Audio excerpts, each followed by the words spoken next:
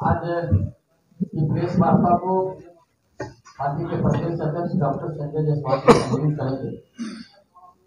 मंच पर प्रदेश उपाध्यक्ष विकास शंभू जी, विधायक Sunil ji, press panelist Arvind ji, party के मीडिया प्रभारी अशोक भट्ट जी, माननीय अध्यक्ष से आग्रह करेंगे कि आपको संबोधित करें। आज के इस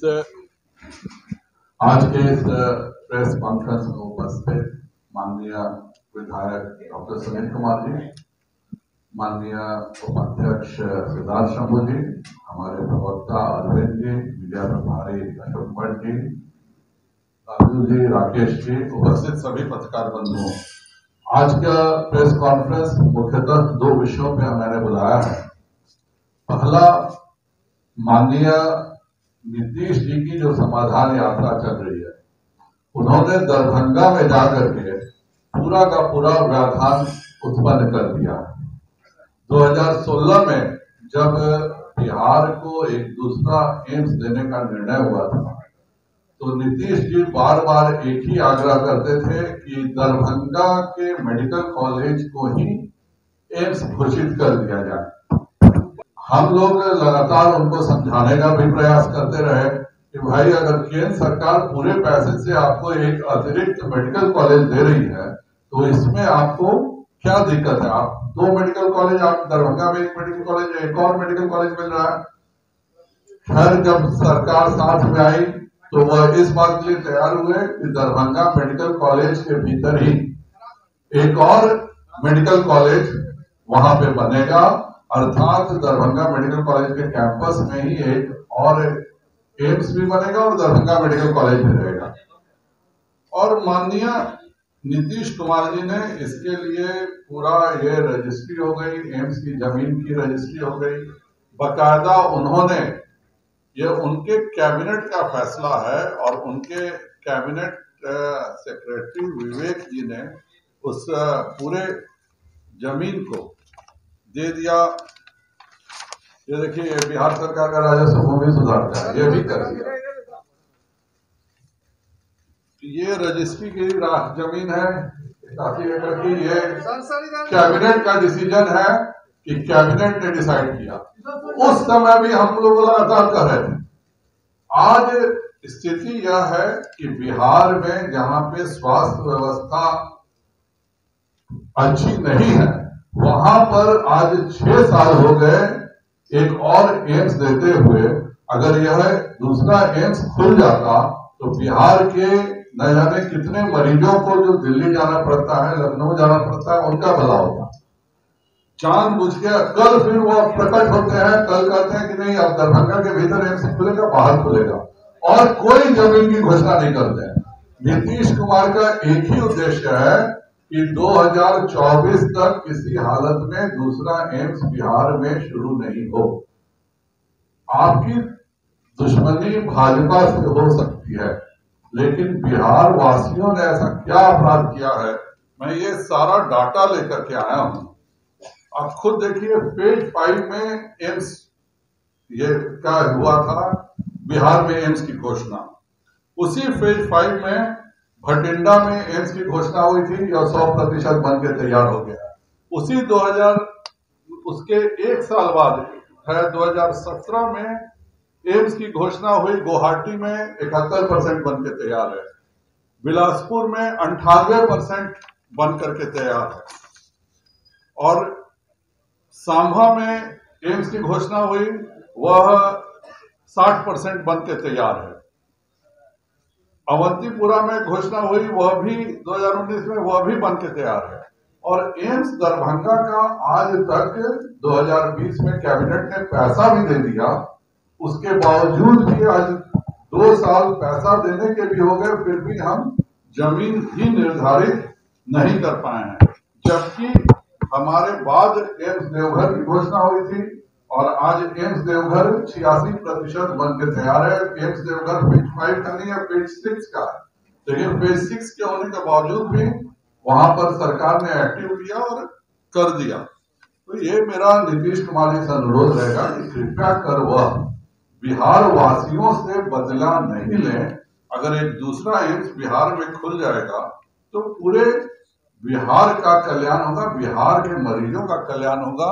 इसको जानबूझ करके एक तहत कि भाई 24 तक हम एम्स का शिलान्यास नहीं कराए, प्रधानमंत्री बिहार में नहीं आए, इसलिए वह एम्स का निर्माण नहीं होने दे रहा है।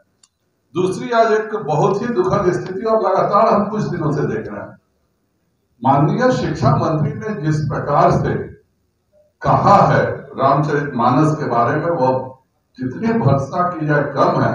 और पहले तो हमें यह लगता था कि यह शिक्षा मंत्री का निजी वक्तव्य है, लेकिन आज बिहार में राजद के प्रदेश अध्यक्ष ने साथ खड़े होकर बता दिया कि हिंदू धर्म का अपमान करना राजद का एजेंडा है, यह किसी शिक्षा मंत्री का एजेंडा नहीं है।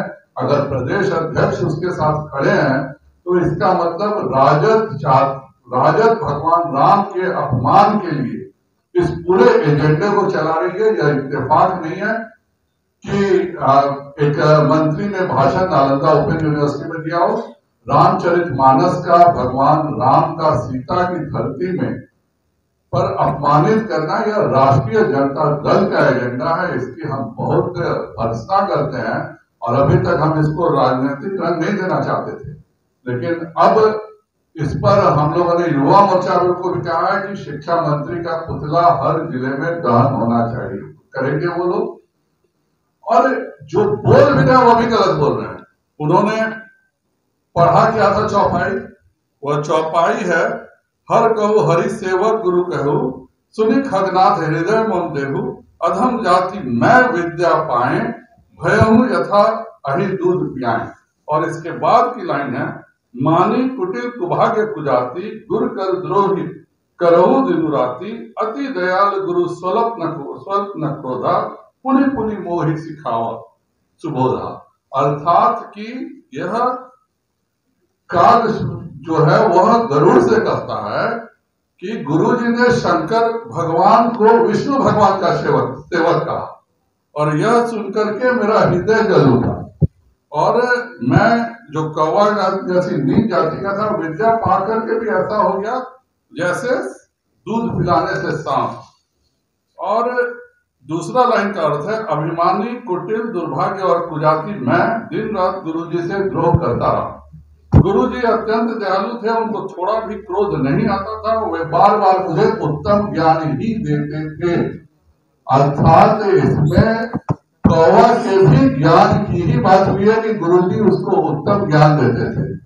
दिक्कत है कि एक एक सेलेक्टिव लाइन्स बोल बोल करके, और जिस शिक्षा मंत्री को मैं और मैं में अंतर नहीं है, जहां कार्य कह रहा है कि मैं नहीं समझ पाया, उसको जानबूझ के एक वर्ण विशेष से जोड़ने का जो ये अपराध कर रहे हैं, और रामचरितमानस जैसे धार्मिक ग्रंथ का अपमान कर रहे हैं, यह बिहार के संपूर्ण हिंदू समाज का अपमान है।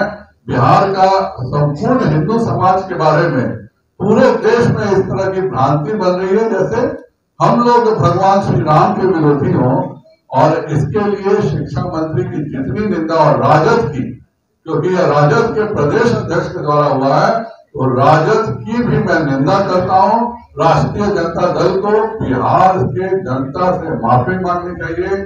यह भगवान सीता की धरती पर, मां सीता की धरती पर भगवान राम को अपमानित करने का काम जो ये कर रहे हैं, उसके लिए माफी मांगे, नहीं तो हम लगातार उनके विरोध में आंदोलन चलाएंगे। और मैं बिहार के समस्त हिंदू समाज से अनुरोध करूंगा कि अगर राष्ट्रीय जनता दल का यह ऑफिशियल लाइन है, तो संपूर्ण हिंदू समाज को जहां भी ये लोग जाएं उसका विरोध करना चाहिए। वैसे भी हिंदुओं के प्रति लगातार अत्याचार हो रहा है, आप लोगों ने खुद देखा।